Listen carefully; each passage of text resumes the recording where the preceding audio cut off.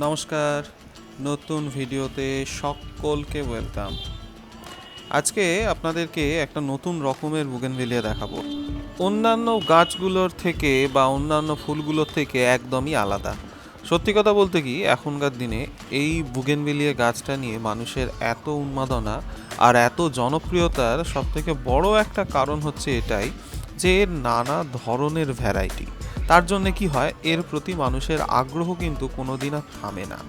এই যেমন এত রকম ফুল আমরা দেখেছি, এই ফুলটা একবার দেখুন তো। এটার আকৃতিটা ভালো করে লক্ষ্য করুন। দেখলে দূর থেকে মনে হবে যেন কোনো একটা প্রজাপতি বসে আছে। এই যে পাপড়িগুলো বা যেটাকে আমরা ব্রাক্ট বলি, তো এগুলো কিন্তু অন্যান্য বুগেনভেলিয়ার মতো একেবারেই নয়। শুধু তাই নয়, পাতাটাও কিন্তু সেই একই রকমের।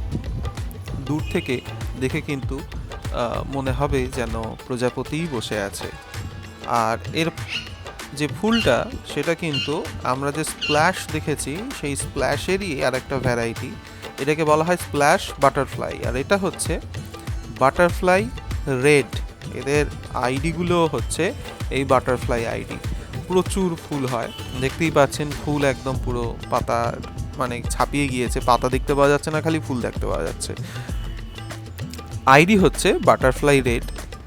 এবং সত্যি মানে এই জিনিসটার জন্যেই আমি এটা কিনে সংগ্রহ করেছি বা কিনেছি, যে একটা অন্য ইউনিক ব্যাপার আছে এই ফুলটার মধ্যে, যে এর ব্রাক্টগুলো দেখতেই অন্যরকম, এর অ্যাপিয়ারেন্সটাই অন্যরকম। অন্যান্য বুগেনভেলিয়ার সঙ্গে শুধু রঙে টক্কর নয়, আকৃতিতেও অনেকটা আলাদা। এই বাটারফ্লাই কাদের কাদের ফেভারিট জানাতে ভুলবেন না কমেন্টে। আপাতত টাটা।